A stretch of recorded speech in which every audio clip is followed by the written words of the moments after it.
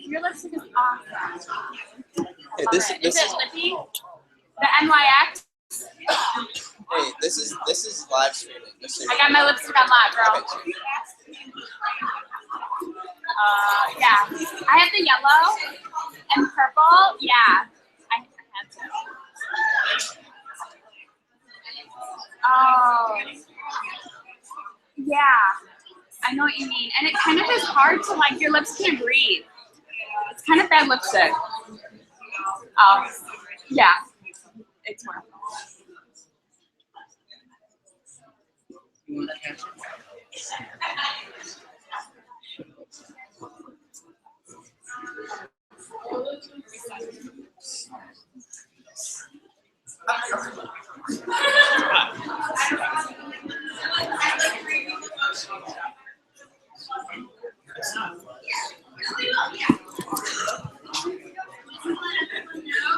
Just to let everybody know, we'll be starting shortly.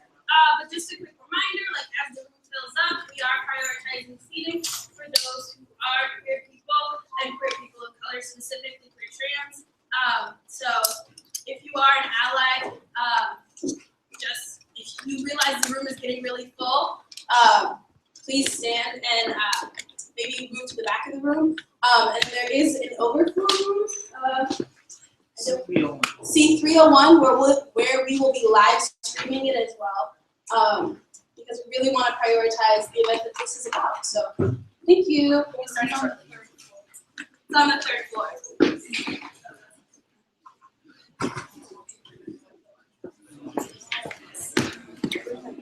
Yeah.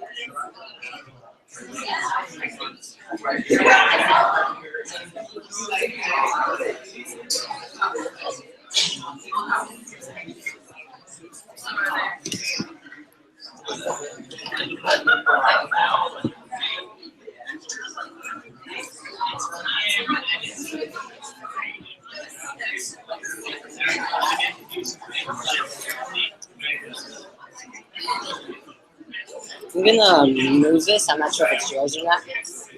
I'm gonna move this just so you know, so I can adjust the live stream.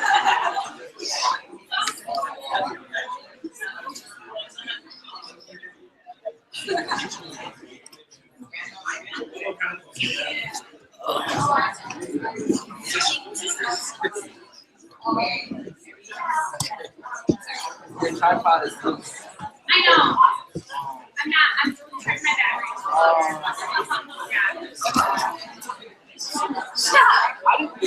I didn't do that. I caught it.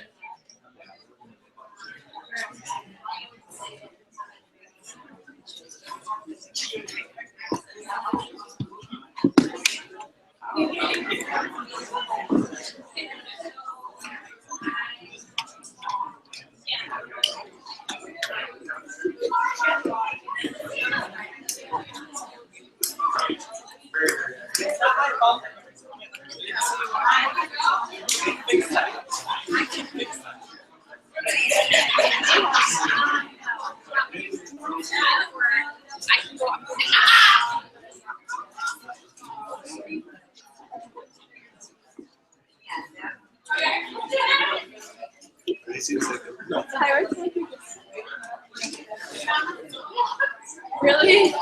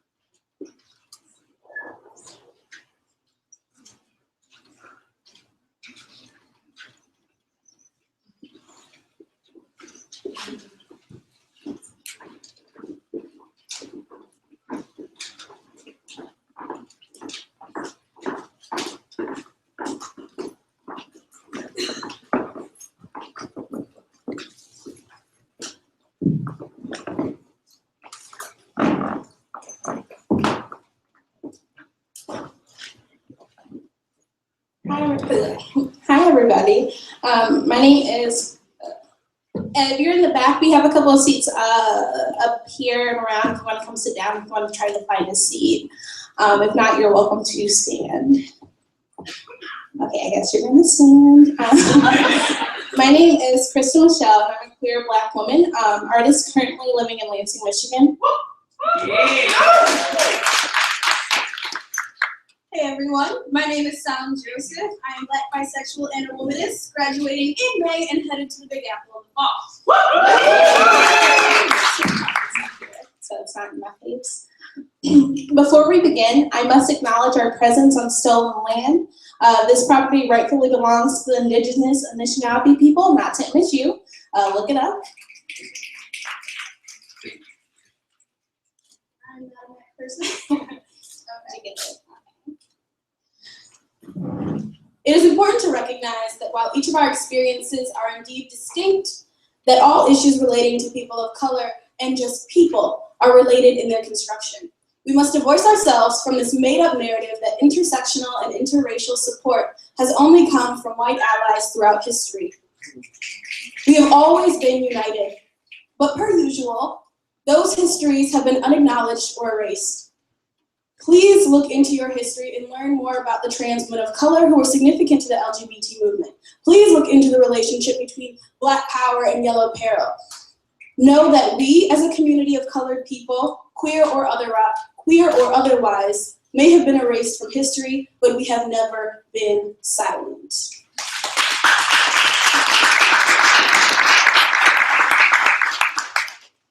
In order to heal, we must not hide from the past. People of color, especially women of color, and within that, especially Black trans women of color, Black trans women, sorry, have all been victims of violence by institutions just like this. We need to expand our movements to prioritize the voices of those who have been silenced, shut down, and murdered for existing as they are. And I hope the stories of all these women push folks into action and highlight how we must do better in our own communities.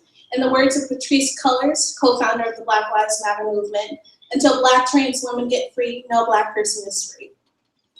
So, yes, please.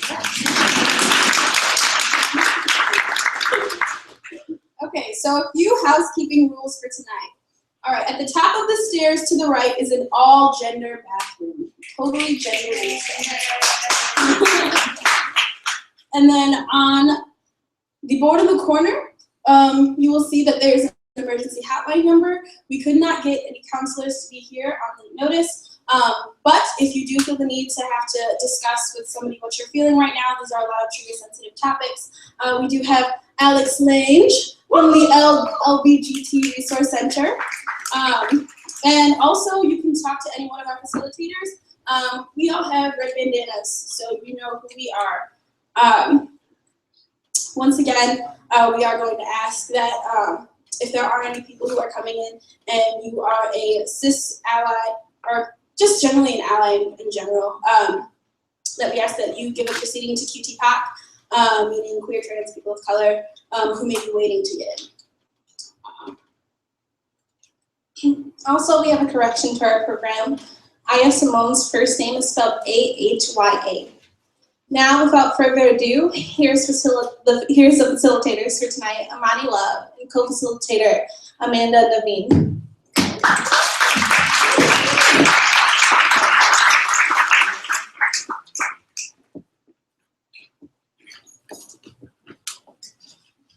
Peace and love, everybody. My name is Emani, and I'm a Detroit trans justice and healing justice activist. And I'll be guiding the panel tonight of these phenomenal women. They're going to share powerful stories, and I ask that you just take in and receive their wisdom and their lived experience. They're powerful, and I'm sure they're going to inspire you as much as they inspire me. My name is Amanda Niven, and I'm the director of the Trans Leadership Project, and I'm co-facilitating tonight, and basically I'm here mainly as an ally. I identify as genderqueer, but this is not about me, this is about Black trans women. So I'm here to support the women who are here tonight. And we'll begin with Good evening. Hello.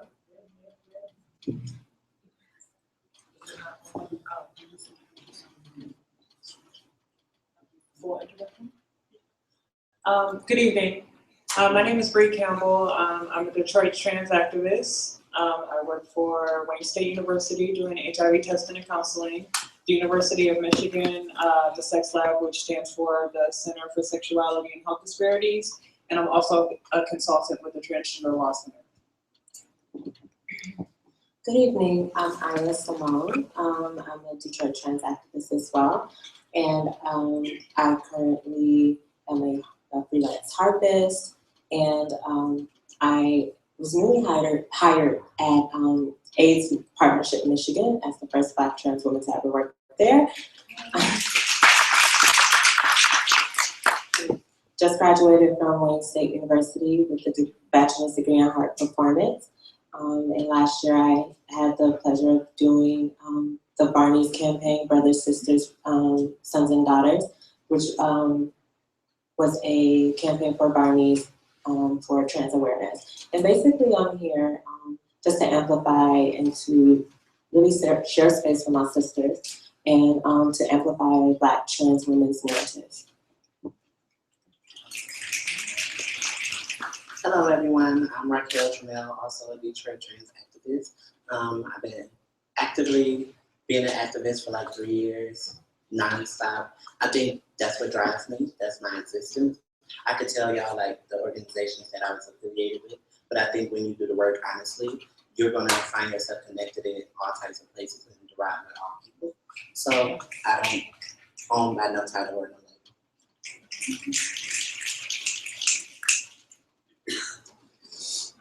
Hi everyone, I'm Patricia. I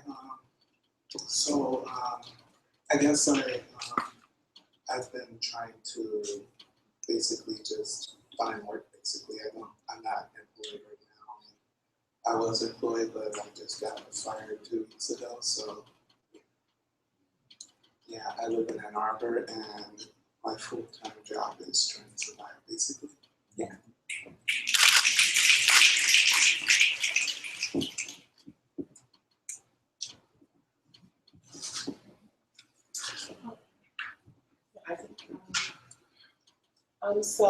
We'll move into these women sharing their stories. So I'm going to just take the time and share whatever new experience you can build up. If you'll have a look at your program, there will be time for question and answer, but not until the end.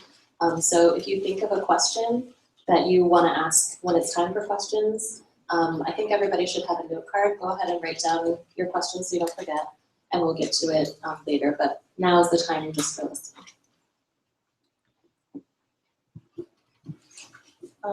Like I said, my name is Bree Campbell, and part of my story kind of feels censored because I kind of already told you guys where I work, so bear with me. I transitioned 5 years ago to much family, friend support. I worked at a university that I had been working for previously the 5 years. And when I transitioned, I thought it would be a safe space for me. But actually, after I transitioned and actually got my name changed, I was starting to be fired from the university that I worked at. And that was something that really stuck with me and really pushed me into advocacy. In our community, a lot of times there's a focus on like our bodies and how we look and how we present to society. And watching a lot of my trans friends struggle, I realized that I was afforded a type of privilege, and I tried to live up with that. And I realized that regardless to how well you blend into society or how respectable you are, that at the end of the day, that something can happen in your life that can take all of those things away from you. So that experience captivated me to be a little bit more active and a little bit more honest with who I was as a person. From there, I was discriminated for housing, been harassed by people before. I did a campaign with the Washington Post about LGBT Muslims, and reading the comments that some of the people said about me personally, who had no idea who I was one of those moments in life that was kind of bittersweet, to one sense, I was visible and I was fighting for people who look like me, who live lives like me. But at the same time, I gave up a large percentage of my privacy, something that I was not comfortable with giving up in the first place, to kind of be the voice and the face, not just me individually, but being a part of a collective. And I think when we talk about trans experiences, we have to remember that trans experience is kind of like a collective, that people are going to look different, people are going to come from different backgrounds, people are going to share different stories. And I'm very cognizant in my work to make sure that my story is not the only story that's being told. I get told by a lot of my friends, being an advocate, that there are not going to be a lot of people who follow me because I have a certain amount of privilege. And I think a part of it is true, and a part of it I battle with every day, because regardless to the privilege I have, I still have the ability to step outside of the boxes that the world kind of puts us in and step out, because I've realized that I've lost friends to violence. I've had friends who have been fired from their job, who have been discriminated against, who have been beat up. And for me to be a person who shies away from that and doesn't share those stories and talk about how, you know, even in my own life, even though from the outside looking in, the things that I have experienced seem very small, I still take them as big steps, as being visible and holding people accountable for the things that they do wrong towards our community. So for me, just even being here and having this conversation about Black Lives Matter is important, because when this campaign first came out, it kind of boggled my mind that we were having these conversations about Black Lives Mattering, and I was having a hard time processing that my friends who have been murdered weren't receiving justice, or were being misgendered, or basically were having their lives thrown across the front page news because people didn't agree with how they lived. Regardless of how people live, we have to realize that violence is real, and that because people are victims of violence, none of that other extra stuff matters. And for me, being visible and being here with my sisters, it's really amazing to share a space with my sisters, and we've all worked together in some capacity. We've all grown together, and we all represent our different intersections, which I hope that more advocates start to take advantage of and stop making everything so like L, so G, so B, so T. Because we are a collective and we have to hold each other responsible for each other.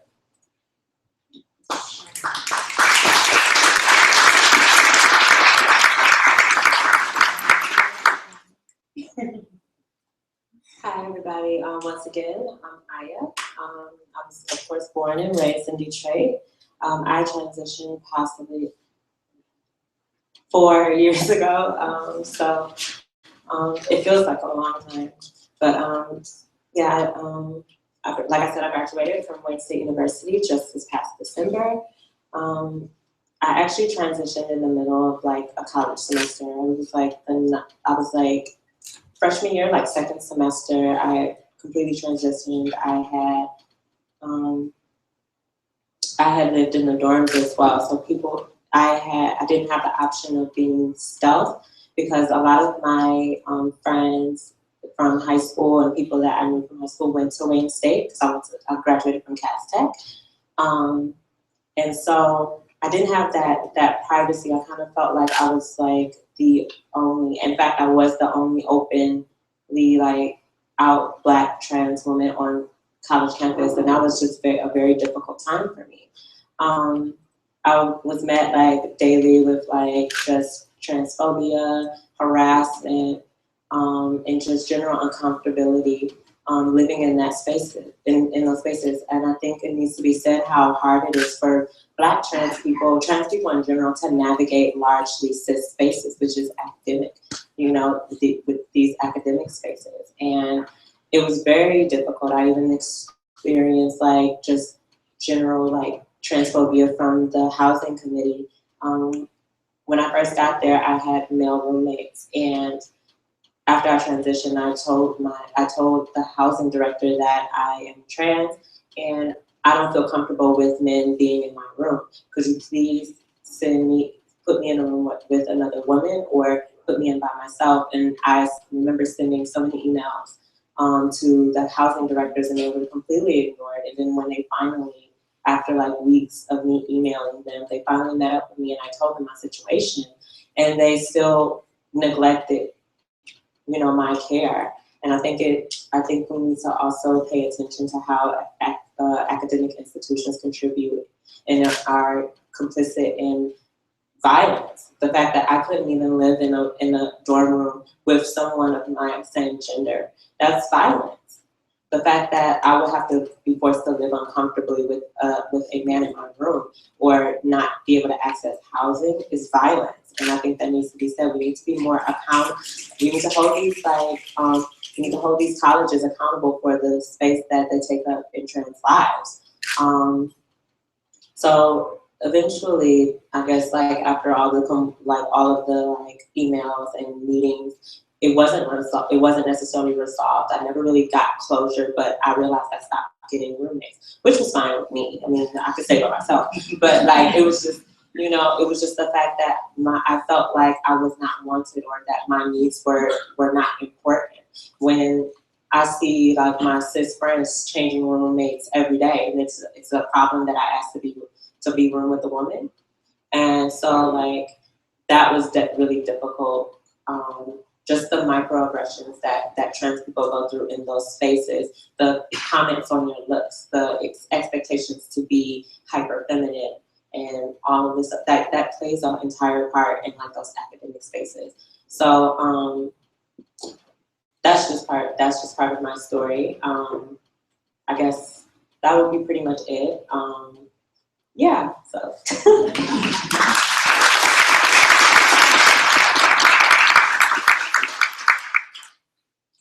Hello, I'm Racquelle again. So a lot of times I think about like, what story would I tell? And honestly, I think trans people experience so much violence that it becomes internalized and it just becomes this thing that we brush off. And I could tell you plenty of stories, but I'll tell you, I guess currently, my situation, I've just now became able to be stable as far as like back to living in my city. I'm originally from the west side of Detroit, and then this year, I'm currently engaged. So that's supposed to be that's supposed to be the happiest time of your life. But I think when you're trans and you find authentic love, and I think that's a person loving you for yourself, when you have people who don't understand your relationship and what that's supposed to look like, as far as like either a trans person loving a cisgender person or a same-sex gender, however, I think you get this hatred. So this year, that was my experience. And who do we turn to? The police. And I thought the police could protect me from this brutality that I was experiencing. And honestly, I didn't have anywhere to turn. The police, instead of asking the situations on how I'm a victim or how I feel like my safety is just invalidated, I wanted them to step away from the things that they think about trans people. So they were asking me like, so the experience was on my Facebook, I was getting massive amounts of threats about like me and my partner and what they were going to do to me. And it was like very vulgar, like the things that we hear about often on the news with trans identified women. And I was just thinking like, how do people protect themselves when they're reaching out for help? How do you get the police, that's the system that's supposed to help us, to really protect us if they don't even respect your identity? If they're thinking you're the one perpetrating the violence. They asked me, was this a John that I had dated? Do I know this person? So I honestly left my apartment in Detroit and I moved out to Wixom. And when I moved out to Wixom since October, I had been there just kind of like hoping that everything would die down in my relationship and I could go back to like living my life and this person would get off this transphobic hate. It actually didn't happen and the police was not helpful. Like, and it's hard to think, where's the system? So you reach out to your local organizations thinking that they'll have resources, but a lot of times they only specific to what they work in. Like, they don't want to go outside that norm. And sometimes the transgender community always get left out when it comes to this the demographic that needs the resources, it needs the help, and you turn your back on them, you leave them out in the cold. But eventually, I just realized nobody can help us. And if these threats are going to be carried out, I'm probably going to fall victim to just being another trans woman of color, like misgender on the news or something like that. So I really had to come to grips with like how viral the internet is and how people of opinions can get on there and just hate you for no reason. So eventually it stopped once it became this like national thing when I was in Creating Change in Denver this year. And I spoke about my story and the threats instantly stopped. So it is power in numbers and people recognizing like that something should be done. But the reality is like most people won't do it. And I think them systems of police, we need to start holding these officials accountable for who we vote into politics and how they are supposed to represent us for the well-being of our livelihood. And that's about it.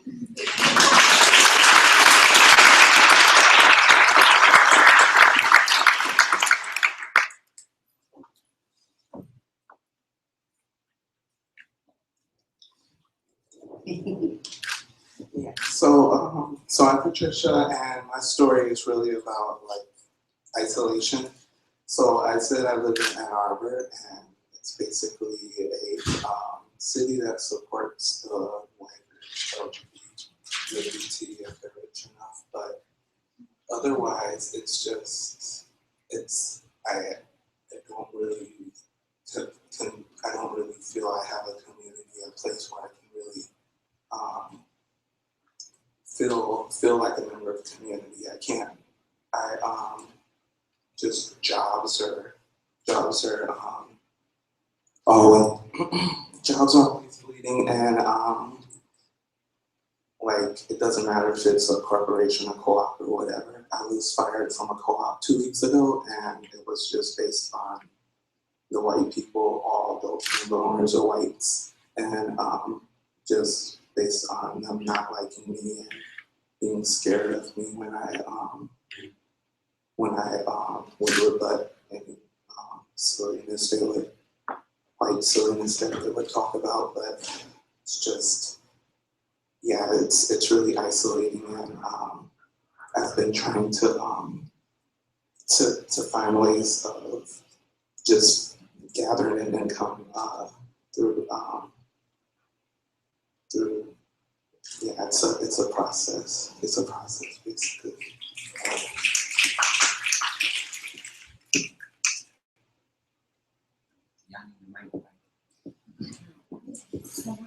Yeah, I'm here with my mic. Can y'all hear me? Can y'all hear me? Okay. Hello? Oh, mine works. Okay. Yeah. Okay, give me 1 second. I just got to figure out some questions to ask you. I want to ask you some really great questions.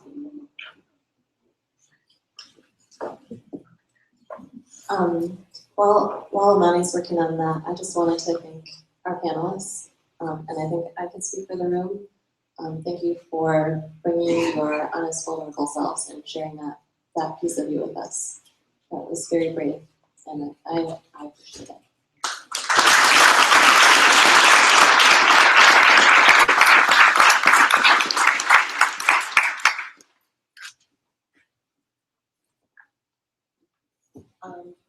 One question I want to ask first is, how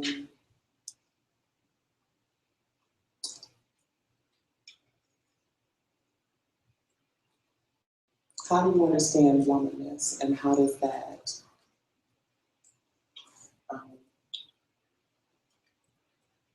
just share how you understand womanness and what kind of intersectional barriers you recognize with that and how it affects you, if that makes sense.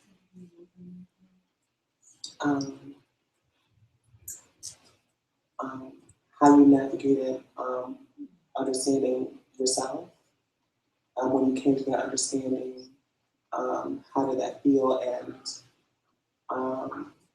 what do you think are some common barriers with that, if that's about it? So I identify as a woman of trans experience, and it took a while for me to come to terms with who I was as a person. I knew that something was not right about me when I was 3, And navigating that for 21 years, being depressed, knowing what it was like to want to kill yourself and rip your own skin off and be somebody else that everybody thought that you were crazy.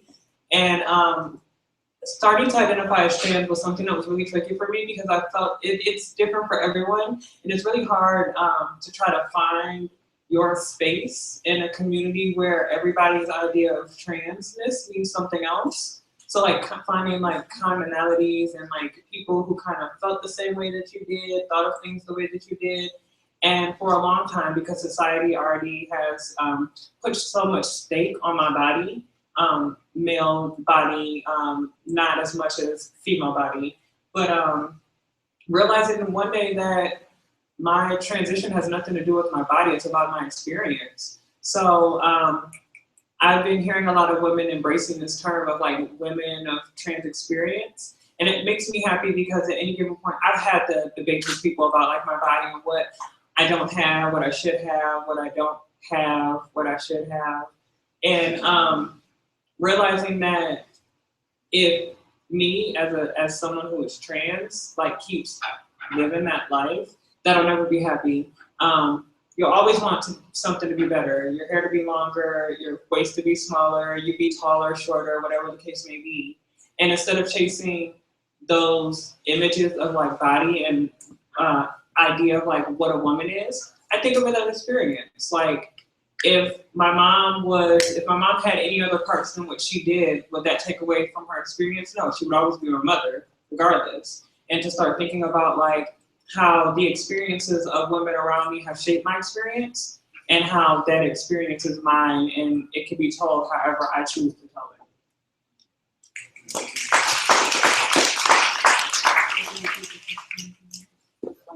Just share your experiences with womanhood and how you came to understand it, and things that and barriers that came up for you with that you have navigated through and still navigating through.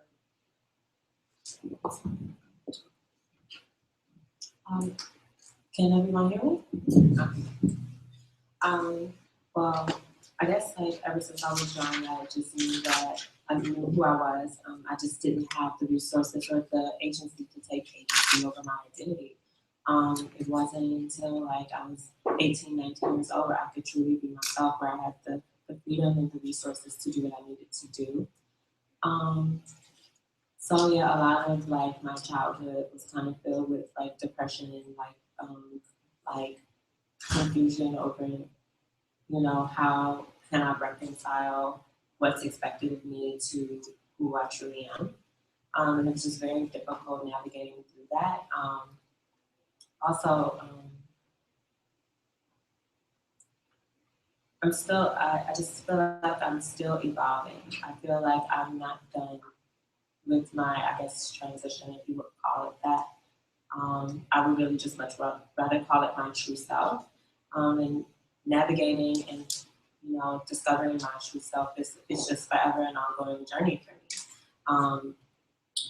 I guess some of the barriers I have gotten through is just the internalized transphobia, this idea that in order for my identity to be valid, that I have to pass for a cis woman. And I internalized that for like the large majority of like my transition. It wasn't until recently where I had come to realize that my goal, I guess, or point, if we could say that there's a point in being trans, is not necessarily to be a cis woman or to mirror cisness, but it's to really feel comfortable in my own damn skin. So, I've detached myself from this idea that cis women are the standard or are the blueprint, and I can affirm my transness and that be valued as well. And it doesn't, and my transness should not have to be valued in the context of cis people. So I guess that's just some of the work I've done. So in that effect, it helped me affirm my transness and helped me, I learned to love my transness and to uplift it because it needs to be valued. It is valuable. Just like cis womanhood is valuable, trans womanhood is valuable. And it needs no qualifier. The fact that I exist, the fact that I that I take breath in the fact that I live my life unapologetically, that means my womanhood is valuable. And I'm just so glad that I worked through that, and I'm still undoing these ideas of like transphobia and transmisogyny and that internalized hatred that people impose on us. So I really want to go on the record to say that cisness is not the standard, and we define ourselves.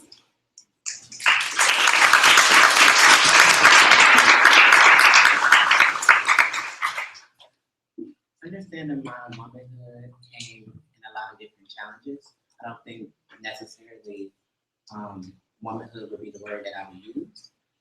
It actually originated from this idea of my manhood. So the sad reality was that I had to, I guess, come out twice. So in a sense that made me go back into a shell. How do you get these people, especially from where I came from in my family, we didn't talk about homosexuality and we didn't have those values in our household. So how do you understand yourself when there's not a picture or a language or anything to understand your internalized feeling? So eventually going through that trial and feeling like you didn't fit into that category of homosexuality made me try and understand there's something else that I feel like originates with me. So when I found out, I had to do a lot of research and I had to make a lot of mistakes on what it was like to be who I was, and I had to question if my value of being who I was even made sense. Like a lot of people tell you around negative things of like these derogatory terms, and you internalize that to think that you're not worthy enough to be who you are when you're still trying to find out at a very vulnerable age. So with that being said, I think coming into my womanhood, I had to learn that I had to look at myself in a humanistic value and think that like, what's the commonality with people and these things that we see different, and it was that we are all humans and we like have different stories and the things that we go about, and really learning that like I'm more than my body. I think that was my biggest struggle, was like letting people tell me I'm a Black woman and that I guess I'm this objectified thing that has brown hips and big butt and all of those things. And I led into that ideal just to be passable as a trans woman. And yeah, you don't let nobody else write your narrative. You have to write it for yourself. And you have to think that even, I think now being visible and speaking out, even if a person never seen a trans woman, like now I always take that as an educational opportunity to let people know you don't know who you living amongst, like as trans or as cisgender people. And a lot of them don't even know the term. So you have to really have patience with people, even when you didn't always have patience for yourself. Because I didn't think I would ever get to a point that I could live in my authentic truth. And I would be able to like be Racquelle and all of these things. And I think that's why I advocate so much, is because like I cannot ever go back to being that person. Like I would never let a system oppress me or ever let a person demean me in a way that I feel like I'm not who I am, because you arrive to a point to know yourself. And my transition comes every day. Like every day I have to learn like not just so much of being a woman, but what it's like of being a person of color or living in the city of Detroit or being poor, like all the things that life throws your way. And there's nothing you can do about your intersection, but just kind of like shape it into your own benefit.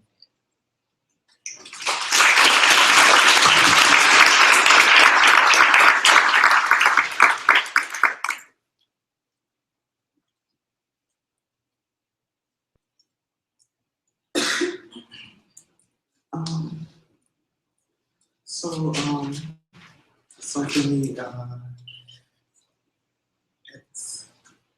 it's been mainly a thing of trying to kind of navigate like basically that throughout my life. It's always been like either like white woman, or like just it's I guess like once I transitioned, it kind of came by itself. It was like yes, I'm black. It became really clear that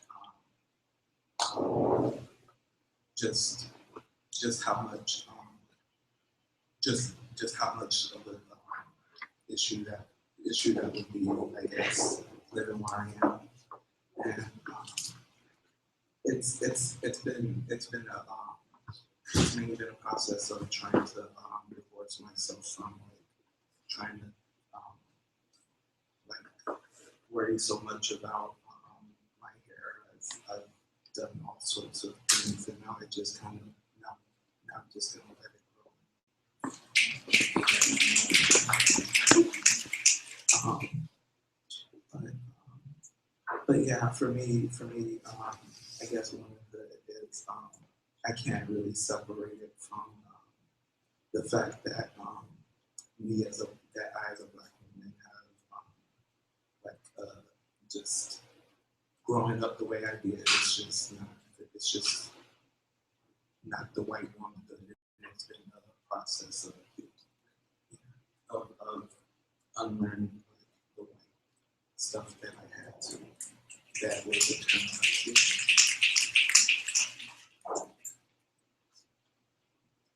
Thank you so much for sharing. We have time for one more question. My question is, as Black trans women in the Black trans revolution, what do you think are important things for people who are not Black trans women to know how to love us? What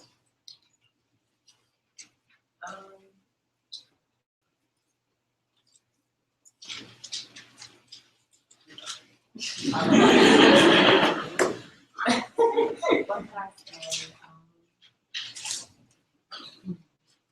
That's deep. I could say a lot of things. But I guess like I have to start off by saying understand that transness is diverse. Trans people are diverse. There are hundreds of thousands of narratives, and we are not all the same. We are not homogenous group of people. Everyone's relationship to their bodies are different. Everyone's relationship to their gender is different, and that needs to be understood and valued regardless. I believe in the idea of self determination and self assertion. That we define ourselves, and what else I can say is to listen to our narratives, believe our narratives at face value. Our experiences are valid, our experiences are real, and they need to be valued and uplifted and amplified. So if you are not a trans person, amplify us, be an ally, amplify our voices. Love us, affirm us, because that's what's needed. And understand that although you may be not trans or you may be cisgender, that you are not the authoritator of other people's identities. Just because you are a cis woman or a cis man does not give you authority over to tell who is what. And yeah, whenever you get a chance, love a Black trans woman. Call her up, tell her you miss her. Tell her, let's hang out, share space with her, listen to her. I think that empathy can go a long way, to be honest. And that's all I can think of for now. But honestly, in a nutshell, love us, share space with us, amplify us, affirm us. That's what's needed.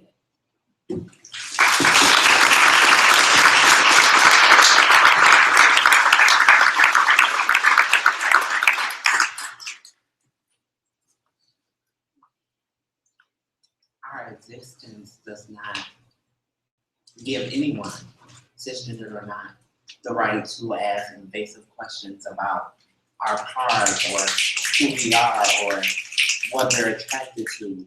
None of that matters when you're trying to get to know someone, or you're in the same room with someone, or you fellowship with them at church or at school or at work.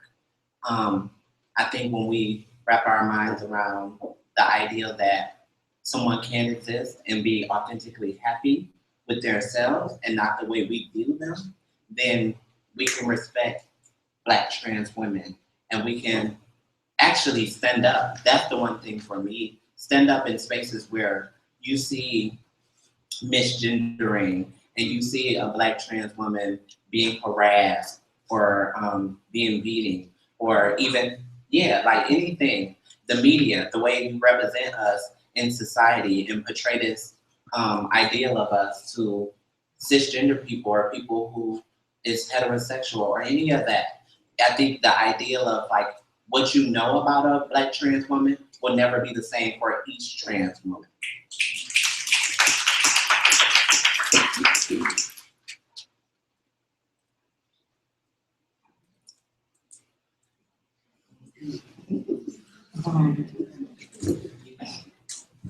Yeah. So like things like if we're working on a project or something like funding us, if we need funding, if we're like just trying to break the pattern of like isolation and just like move funding, but like not just funding for like nonprofits or anything, but just like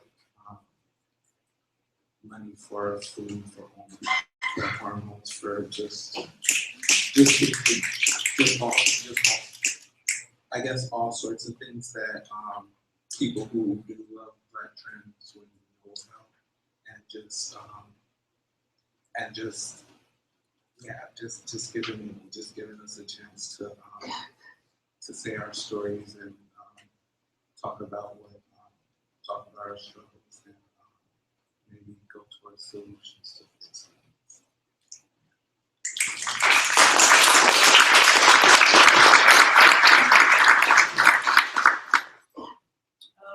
Accountability. Yes. Accountability. How many people in here have a degree or are in college right now? Raise your hands. Look around the room.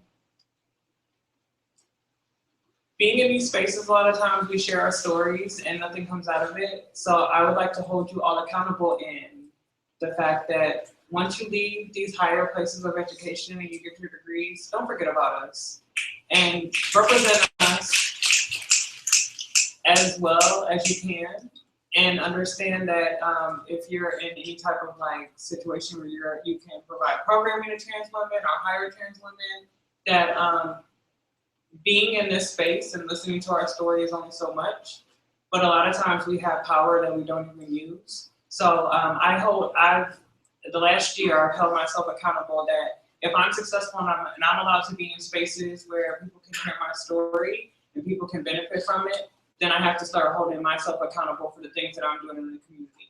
So making sure that we hold each other accountable for the things that we do to make sure that Black trans lives matter. Making sure that we include them in spaces, and if they can't be included in those spaces, then definitely making sure that we're advocating for them.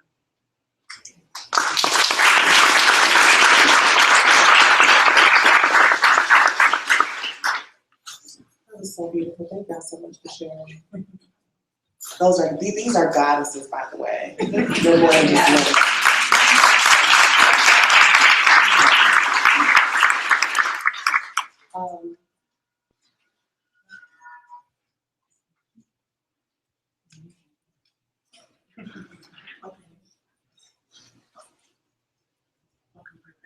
women. We're about to go into just about a 5-minute break so people can take care of themselves. Before we get into that, I just want we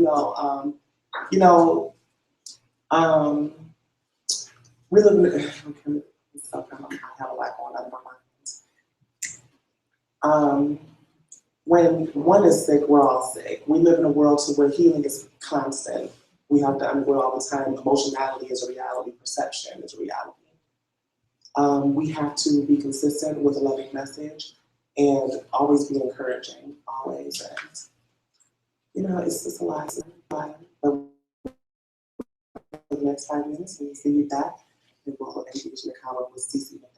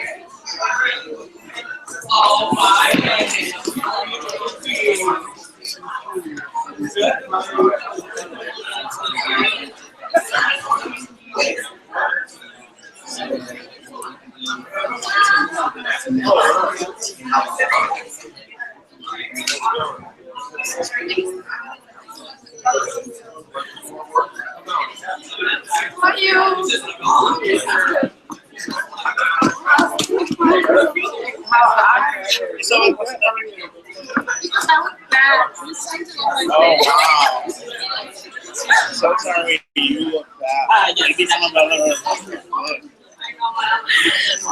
bad. There's something on my face. Okay, I'll post it. Don't look at the oh, this is a big day. Second time. I'm disappointing.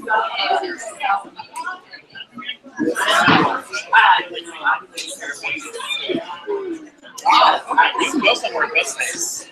You go right up on those stairs, right there.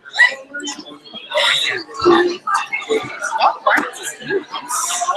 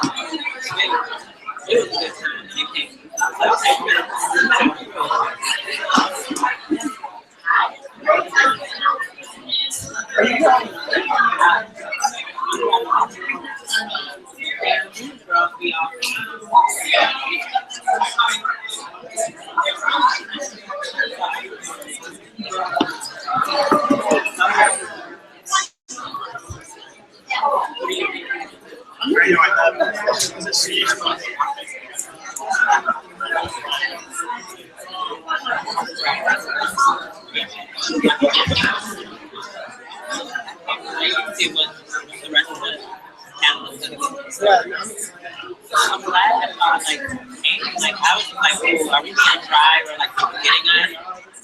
Okay, because I'm like, it looks like it's everybody's like actually listening today. You know, you just kind of wonder. Chelsea,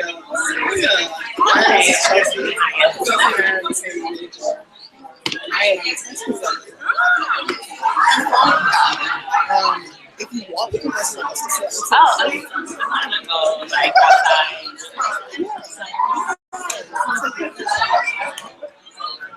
They're actually good with ribbon is. Oh,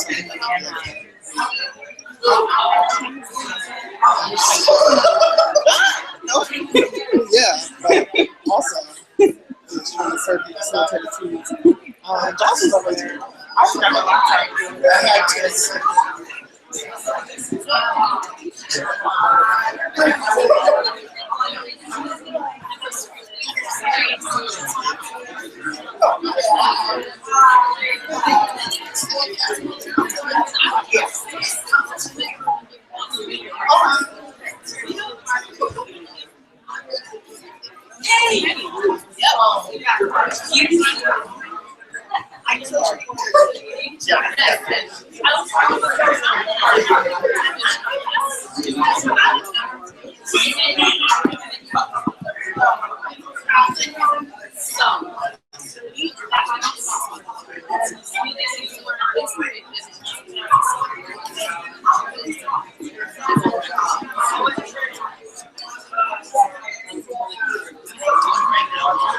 And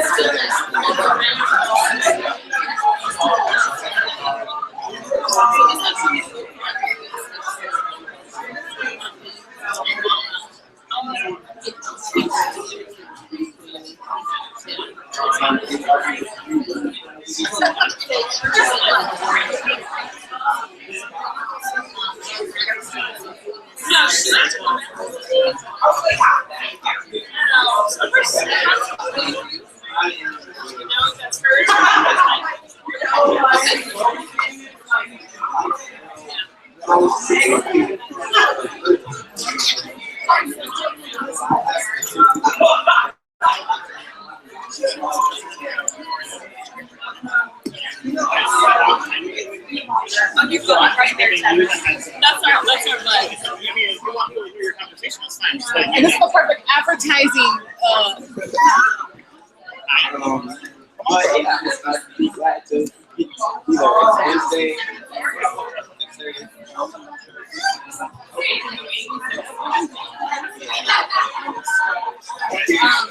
And then I'll tell more information about other events that I just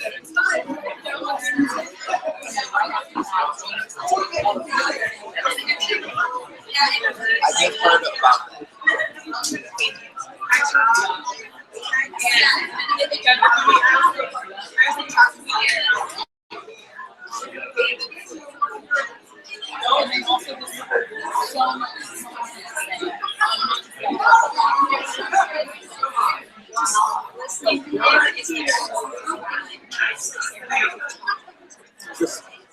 So it's cool because lists like this makes me want to be involved with things again. So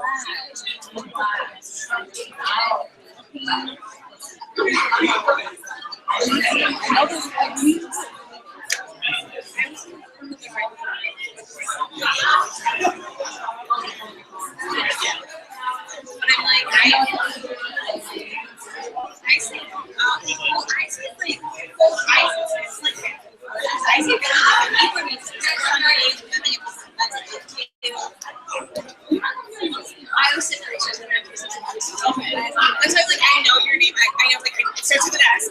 Like so.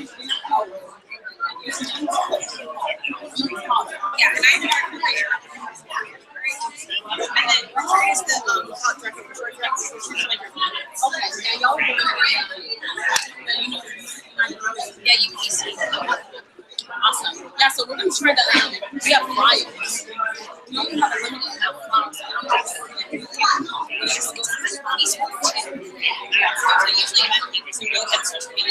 I gotta listen. Okay, you'll remember a good one. I will be there. Yes. That's why Okay, let's get a base on that.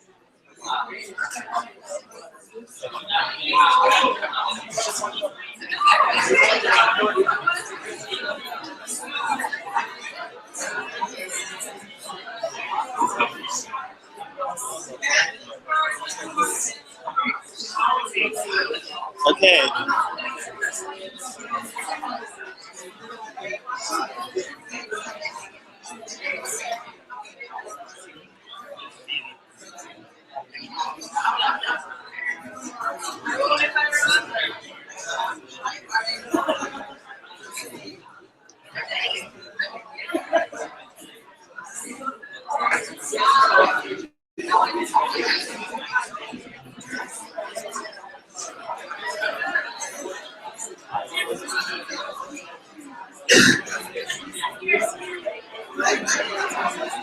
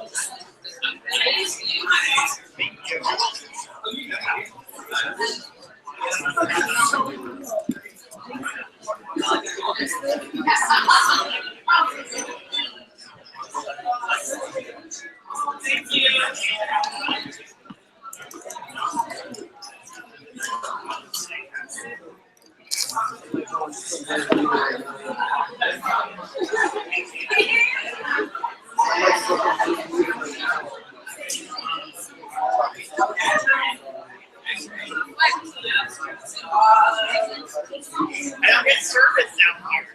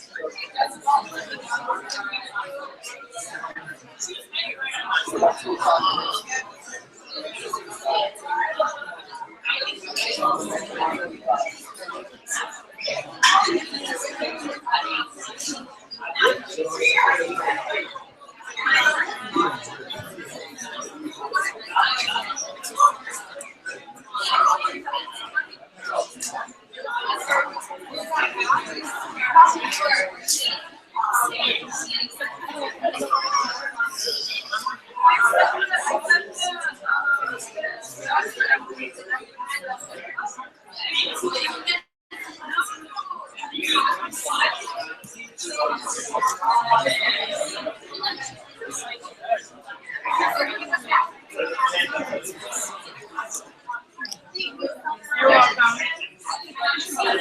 Yeah, you seem like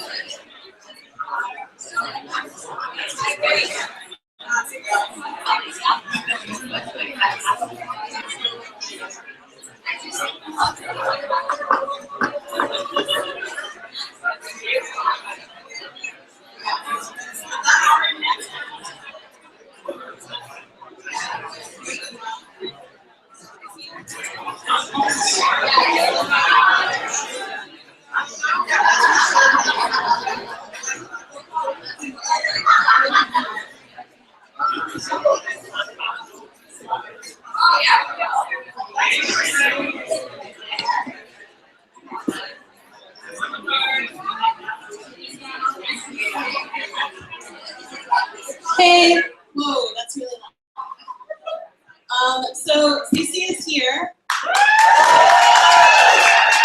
and she's just getting ready. She's going to be here in a few, just in this room in just a couple minutes. So thank you for your patience. It's just going to be a couple more minutes.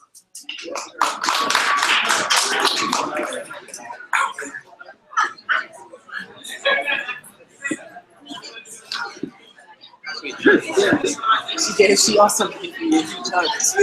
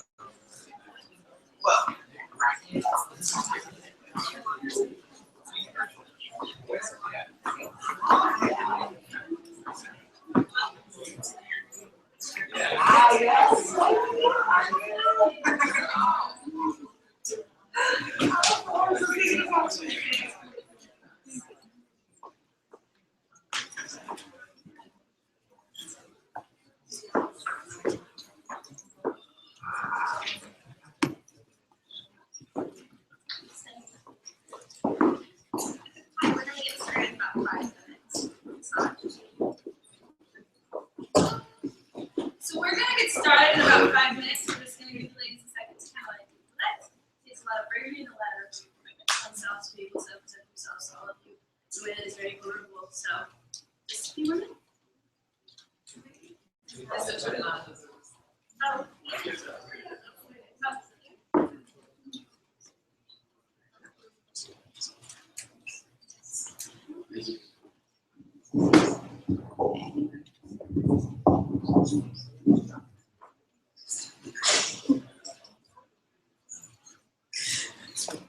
Oh.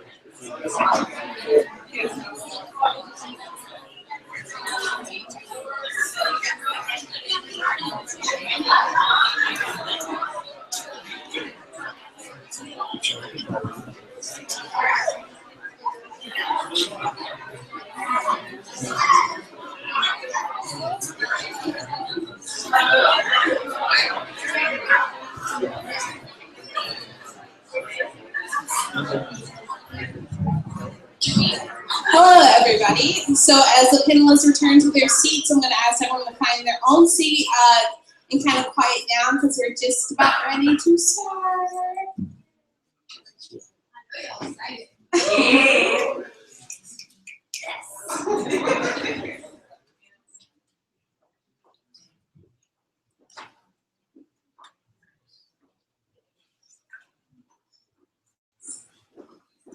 Shout out to Tristan.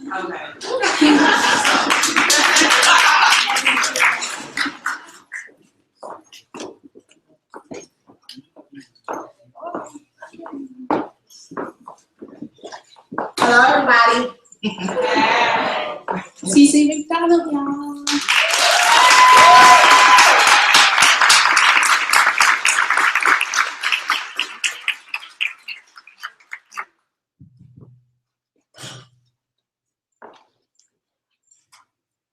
Excuse me, I said the wrong seat. Please just join me in just welcoming CeCe McDonald.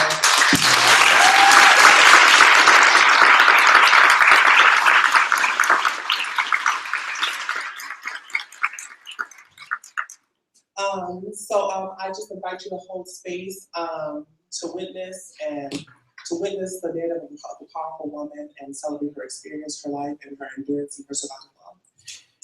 CeCe, my first question that I'd like you to expand upon is tell us about yourself and what were your childhood and teenage years like coming of age as a trans woman? But before I answer that question, I just want to say how honored and blessed it is to be on this panel with such beautiful, strong Black women. I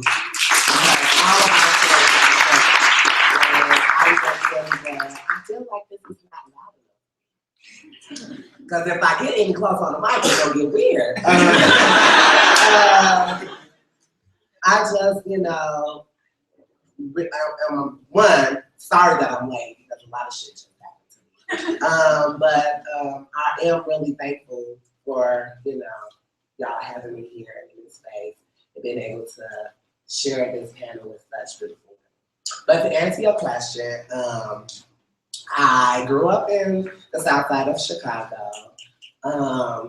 I lived in a 2-bedroom house with my grandmother and grandfather was the first Black couple to move on the block. And they've been living there for probably 50, 60 years.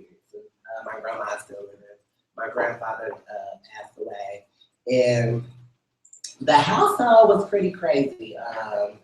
I knew at a young age that I was not who, you know, this life form, you know, processed me as. And I would just, you know, go in my mom's room and like put on her dresses and her heels, and I would feel so comfortable. I felt like I was in the right, you know, setting. I felt like I was doing the right things, and like, you know, being from a Christian, heavily Christian family,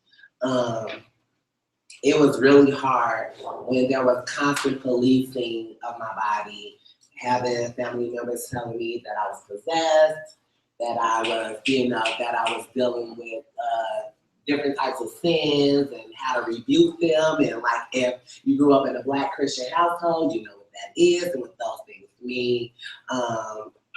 But I definitely was rebellious, and I knew that I was outspoken. I knew that I was one of the people that, one in my family, that, you know, really didn't sit down and take a lot of bullcrap from people, but also just in general, after, you know, being bullied in elementary school, you know, a part of me just was like, no, this isn't the person that you are.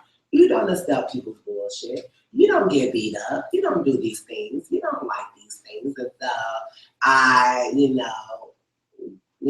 went through my phase of being extra rebellious and like constantly, you know, lashing out at people. And sometimes it was kind of toxic for me and for other people because I didn't know how to deal with a lot of things that I was going through growing up, puberty, all of the things that kind of kept me in this box, and I didn't know how to think outside of it, live outside of it, be outside of it. And so I just became really self-destructive. And that kind of put me in a place that I built up these walls, and I kind of shut out my family. And before me and my mom kind of went through this rift, we were like the bestest friends. Like, we did everything together. And I think as her oldest child, she just expected something from me. And I guess her expectations were let down. And I remember after, you know, moving out of Chicago and being a full-grown adult and having this conversation with my mom, and I will never forget this. She said to me that, she said, I would prefer you to have been a gay boy than to be a trans woman. Not in that effect, but she said it in those words. She would have preferred me to be a gay man than to, you know, go through all of this. And I think it was because of her fears of assimilation, of being able to fit in society, where being a gay man is very easily that you can assimilate, even if, you know, you're extra flamboyant or you're in tune with your femininity, you're still identified as a cis man, and you can still fit into society, you know, outside of, you know, within gender binary, should I say. As to where trans women, you know, there is the, you know, passability culture, where as if you're a trans woman and you're not passable enough, then you're going to deal with a lot more stuff than, you know, a gay person would deal with, or you're going to deal with more scrutiny, or you're going to deal with more discrimination. And I, you know, after my mom told me that, I had to explain to her, like, it's not so much that it's a choice, you know, like, people holler about, you know,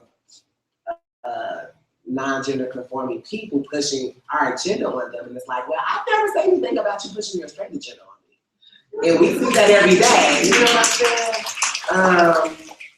So I you know, had to explain these things to my mom, and now we're good. But before that, when we were going through issues, it was a lot going on in my household. And at the age of 14, I just decided that I was gonna go. Instead of constantly dealing with, you know, the back and forth and dealing with the policing and just so much negativity and oppression within the household. And I left, and I was homeless for 4 years in Chicago. And during that time, I just learned to survive. Me and my band of sisters, we formed our own little group where we did things like straight bash, and that was like our thing. Like we were so angry at people that we decided, like, hey, like, let's reverse this shit. You know what I'm saying? And that's what we did. And so if somebody would get out of line with, you know, with our clique, or if we just seen something happening outside of, what was pertaining to us, we would get involved, and that's kind of where self-advocating and, advocating in general came about. In a more violent way, I should say, which is probably, no, it's good. I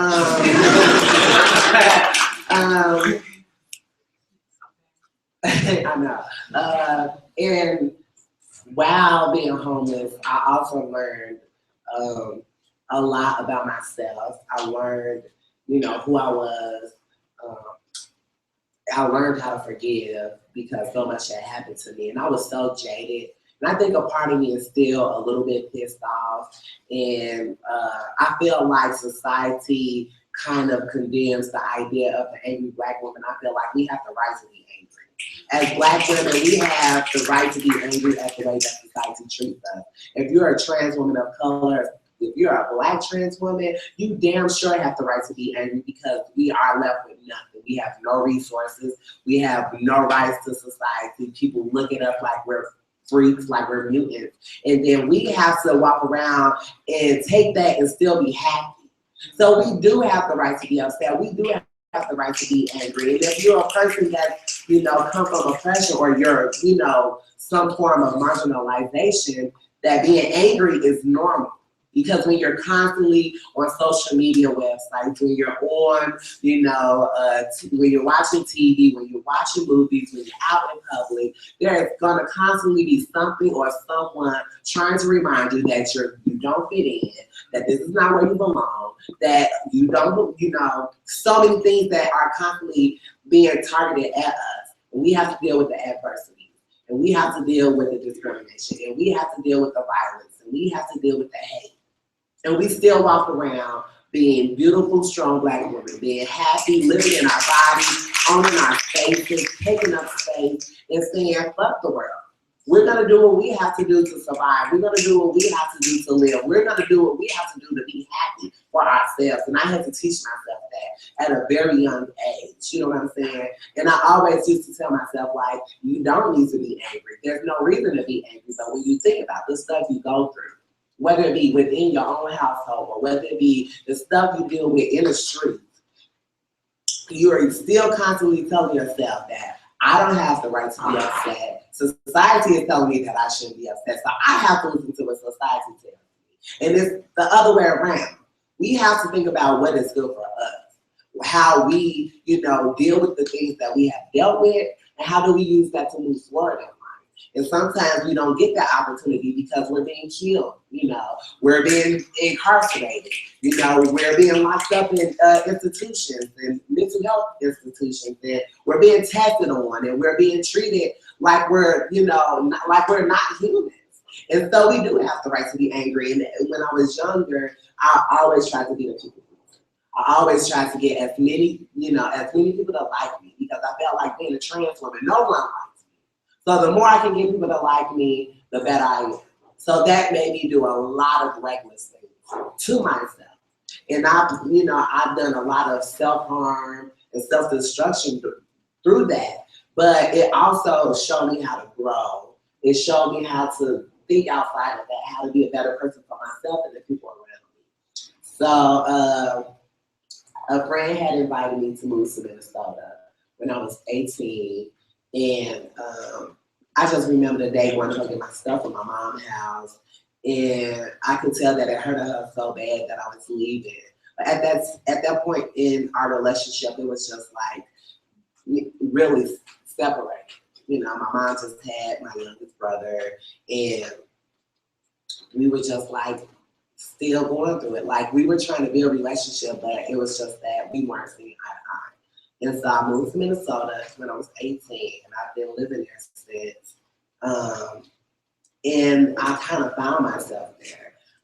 Minnesota is pretty progressive, and there was lots of access to medical facilities where I can get, hormones, which is why I started transitioning. I mean, medically. Because people don't understand that that's pretty much I started transitioning medically, and I kind of, set up a life for me there that was comfortable. And I think I didn't talk to my mom for probably about 3 years after that. It came through me having a bad dream and like not hearing from my mom in so long. I just thought that it was overdue, and like it had to happen. It was bound to happen. And for a lot of us, we don't have those opportunities with our loved ones, with our family members, with our friends, to kind of go through, the steps of acceptance and going back to loving each other, because a lot of the people that we love are set in the idea of, us being the way that we are, and we can't get people to change their ideas about that. But if there is somebody in your life that is accepting or trying to be accepting, that you should take the opportunity to educate them. We need as many people as we can have in this fight against oppression, in this fight against, towards liberation. And if you can have the opportunity to have those conversations with somebody and explain to them why it is important to get involved with your local organizations, why it's important to, look out for the people in your community. And I'm not just talking about trans people, I'm talking about all people. I'm talking about cis and trans women of color. I'm talking about men of color. So many people, immigrants, so many people like that need our help, and we're just focusing on our own issues, or we're trying to constantly, we go against marginalization, but we do it within our own organizations. We do it within our advocacy work. We do it in our activist work. And it's like, no, we have to move outside of that. We have to think beyond what we just think needs to be fixed. Because there are so many things that need to be fixed, and what are we going to do to move forward towards that? How can we collectively do that together to kind of see, liberal progressive movement in a different, more impactful way, in a way that it will actually, have results, that it can, get people on board, that it can get people to say, oh, these people are serious about this. There's no way that I, as a trans woman of color, should not have to fight for people in Palestine. That's my job, that's my duty. As a human being, care for another human being. That's all that should matter. When I moved to Minnesota, I got, organized with a lot of people. I never was really into the advocacy work because I was still trying to figure out who I was. I was in this new place. I was trying to get, accustomed to being there. And in 2011, if you don't know my story, in 2011, me and some friends and my boyfriend, we were attacked by a group of neo-Nazis outside of a bar. And I don't want to use the words that they used, but it was really nasty and derogatory, and it just led to, an argument of course, when you're dealing with a lot of outspoken, loudmouth people, things like that happen. And at this point in my life, I was trying to be the reasonable one. Like, I have to be the rational one. I've been the troublemaker for so long. Like, maybe I should be the rational one this time. And it didn't work, and I got attacked, and that caused my people to get involved, and it turned into a big melee. And but my attacker, which was a cis woman, she smashed a glass in my face and lacerated my face and my salivary gland, and I'm bleeding, and people are panicking because they don't know. It was a lot of blood. Like, for it to have been, I wouldn't say it was small, but for the laceration to have been the size that it was a lot of blood, and it wouldn't stop bleeding. And I think those pictures are available now if you haven't seen it on Google or whatever. But when the incident happened, after the incident happened, and my attacker, which now was a cis man, was steadily trying to pursue the situation, and I asked him that, to leave me alone, that I didn't want to, fight anymore, and I felt like his intentions were to hurt me, and not just pinch me, hurt me. I'm talking about kill me, hurt me. And being a trans woman, growing up in the streets, your reactions is to go in your purse and get what's ever in it. And I just so happy to have had a pair of sisters in there from fashion class, and I warned him, and I told him I have a weapon, and he didn't care about none of that. And I ended up stabbing him, and he passed away. Now, I didn't know that. I didn't know that at the moment because we had left for the police to come.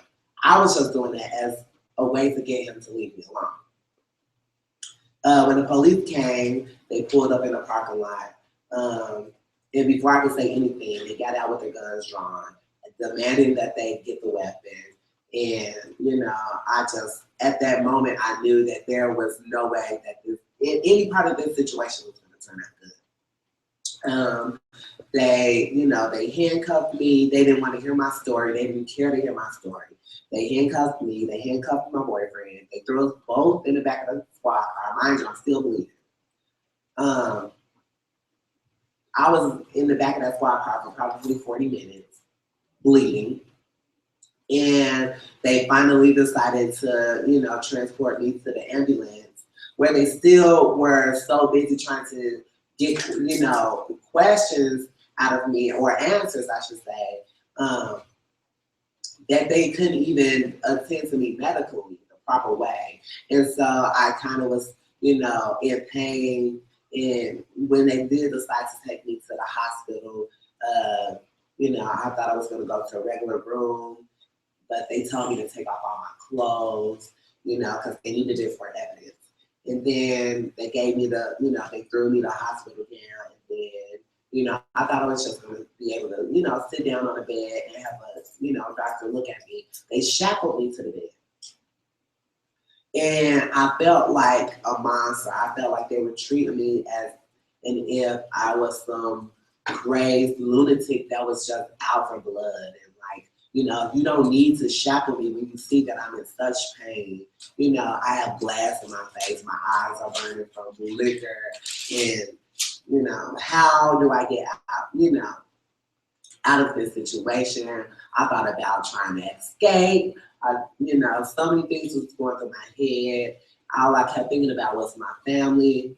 Are they okay? And finally, after sitting in a hospital, they took me to the jail, where I sat in an interrogation room for like 5 hours. Just literally sitting there. No clothes, no nothing. And I finally see them bringing in my family. And they're looking through the little window at me, and they're just like trying to, ask me these questions, and I just was so dead. I was numb. I didn't know how to deal with anything. And I still didn't know at this time that, you know, my attacker had passed. And then the interrogation ensued, and, you know, that's when I found out, and I admitted to it. You know, I admitted to me defending myself, and that if I had the opportunity to do it again, I would. I'm not going to apologize for me surviving. You will not tell me that I was wrong for defending myself, that I didn't have the right to protect myself. When we see so many times how biased self-defense is in this country. And I felt like, as a Black woman, if the situation was reversed, he would have not been locked up. He would have been still sitting at home, drinking his beer, watching his sport. You know, while I would have still been mourned by my family and my sisters and, you know, so many people of the LGBTQIA community. So, you know, I had no shame in saying that I defended myself, because I did. And, you know, they tried so badly to make me feel bad about that, and I couldn't. You know, I couldn't feel bad about loving myself, wanting to live, wanting to survive, wanting to see what my life looked like outside of, you know, one of the stereotypes people, you know, portray for me in that. You know what I'm saying? Which is the commonalities for trans women of color. And so I, you know, sat in jail. They had to wait 72 hours to determine if they were going to charge me or not. And the district attorney pushed so hard to have me charged, even though it was a clear sign of self-defense. Even though, you know, people, you know, came up and said, no, they were defending themselves. You know, they tried to twist the story to make it seem, you know, that we were the angry, you know, delinquent, you know, Black kids. And that was not the case. We would just walk into the store like any human being does. And we have that right to do that. And we shouldn't have to deal with bigotry and racism and sexism and transphobia and misogyny and transmisogyny in our neighborhoods, in our communities, where we're supposed to feel safe, you know, and be able to live and thrive and experience, you know, our own pursuit of happiness. I thought that was a part of the Constitution. But it was definitely a fear that set in when they told me that they was charging me with murder, and that, you know, I didn't know what to do from that point. And I kind of dealt with being so independent for so long. That was one time that I just didn't know what to do. And I literally considered killing myself in that jail cell because I didn't know what to do. And, you know, hearing my mom cry on the phone, hearing my friends and family crying, that them not knowing what to do in that situation. And, you know, the power of community is so strong. When you have people who care, who see injustices and partake in that, and, you know, want to change the outcome of, you know, what could have been 80 years in prison for me, made a big difference in my case, in a way that I got involved with activism and advocacy and being a part of that, which is where I'm at today. Am I going tomorrow? Oh, okay. To, you know, be a part of a community that cares, that's diverse, that is, you know, not subject to one thing or some things, but all things, and being able to care for everybody. And growing out of, you know, being, you know, angry all the time, and, you know, starting to trust people again, and being able to, you know, be vulnerable. Sometimes it's hard for trans women, especially Black trans women, to be vulnerable. We're so scared because we've been let down so many times that we're, you know, the opportunity of someone wanting to care for you, wanting to show compassion, wanting to show that, you know, they're in tune with, you know, who you are and what you're going through in the world. And you're like, oh, hell no, this is a trend. And I'm not falling for it. You know what I'm saying? But to, you know, let those people in and all the amazing work that they did was like above and beyond. And it helped so much with the case. which is why, you know, I advocate so strongly for more collective work outside of just, you know, Black groups doing Black things, and white groups doing white things, and Native groups doing Native things, and cis groups doing cis things, and trans groups doing trans things. When we can all match that shit up and make some real stuff happen, and like change and have impact, you know, in the world when it comes to activism and advocacy. And yeah, that's pretty much where I'm at now. I'm here. And I'm alive, and I'm here to tell my story. And, you know, what I have to do for my community and my sisters. And trying hard to, you know, get stuff done for everybody, working with different organizations, you know, try to find funding so I can hire people. So that, you know, people can have housing, so that people can have, you know, steady employment, so that people can, you know, have livable wages and livable lifestyles. And, you know, if you want to buy a product bag, that's good. Now you got a job to do that. So, you know, I'm just, you know, working really hard. And we have to think about the things that we do now are the things we leave for our generations to come. And so we have to think about the things that we need to leave for them, and the things that we want to leave for them, because they're going to carry the torch when we leave them. And so, you know, I think about all of my ancestors and transcestors who kind of, you know, set that flag. Yes, my transcestors. They are important, you know, because, you know, as hard as it is for the lesbian gays to admit it, but they were the one that led that movement. When we think about Sylvia Rivera, Marsha P. Johnson, and Trojan, those were the women down there for movement. So that everybody in the LGBT community can have equality. So we don't get that recognition. So now, you know, it's time for us to pick back up that slack and make it known that, oh, we're, you know, we were the ones that led this movement, and we're going to be the ones that continue the movement. So that's where I'm at right now.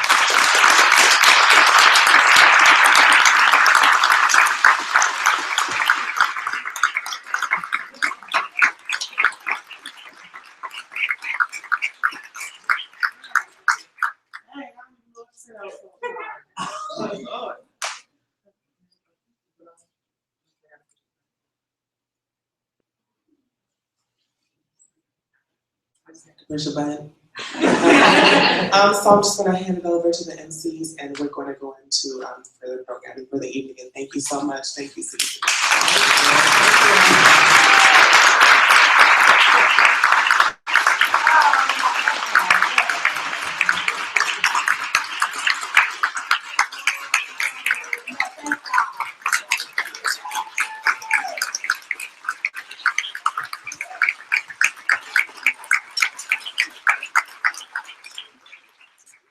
Okay, so now what we're gonna do, we understand, you know, times kind of went by a little bit behind us. So if you need to leave, we understand, but we are still gonna go on as according to plan. So we're gonna break out into our caucus groups. How many people have a program? Look at that program. Now, if you look on the back, it says the breakout caucuses. So what we're gonna do is we are going to break up the caucuses with queer trans black, queer trans POC, queer trans white, and then straight allied and cis group. So for the queer trans black group, you will go into room C203. It's on the second floor.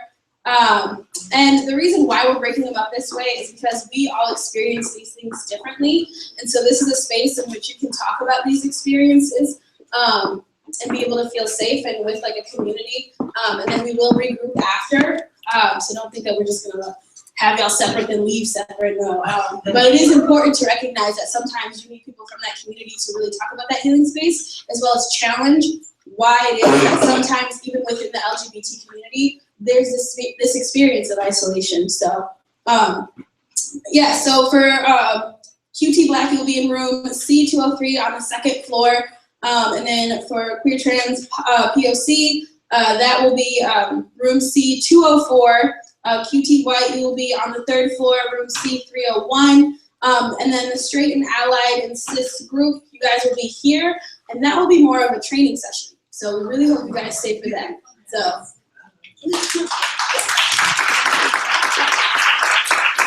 And we're gonna try to have everyone back in this room by 9:25. So hustle, hustle, hustle.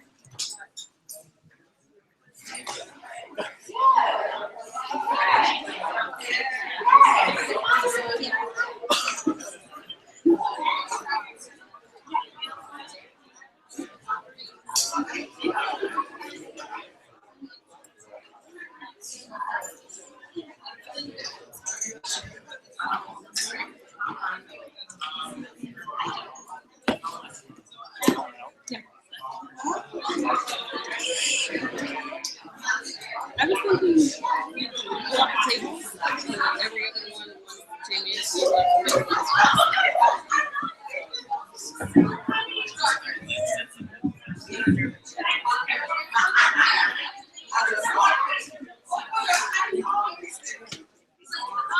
This I think is doing the streaming.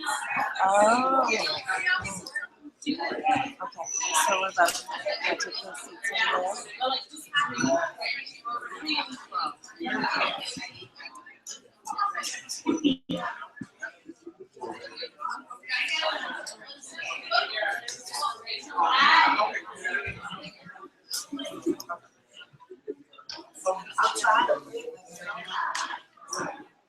Seems good.